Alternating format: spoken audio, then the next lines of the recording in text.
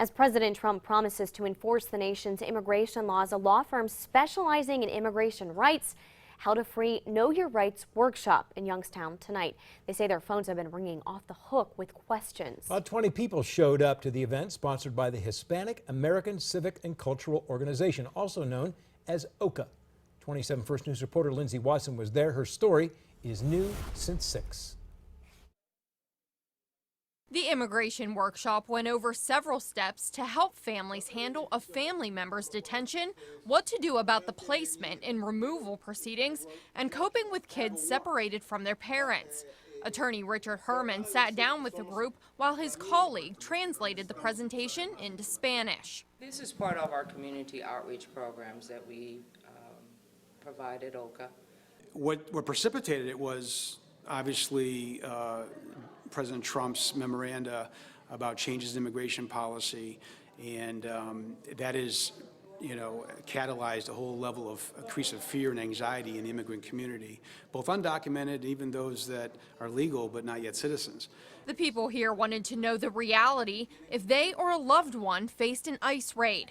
According to the ACLU, there are 41 million immigrants in the United States. In 2013, 83% of people deported from the U.S. were not given a hearing before a judge. According to the U.S. Census Bureau, as of 2010, just over 9.3% of people living in Youngstown considered themselves Latino or Hispanic. My sense is that the White House is doing this to create a frenzy. It's done with a lot of flair and broad memoranda. They're not real specific, so that anyone could be subject to deportation who doesn't have papers, for example. Whereas under the Obama administration, the memos were much more tailored towards criminal immigrants and those who have deportation orders. Although Northeast Ohio hasn't seen an ICE raid under the Trump administration, the attorneys from the Herman Legal Group wanted the community to be aware of their rights.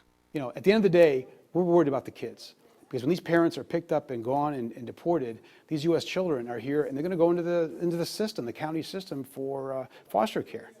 I mean, is this really what we want? We want to rip up these families? Packets of information, including different examples of an ICE warrant and warrants signed by a judge, were also handed out.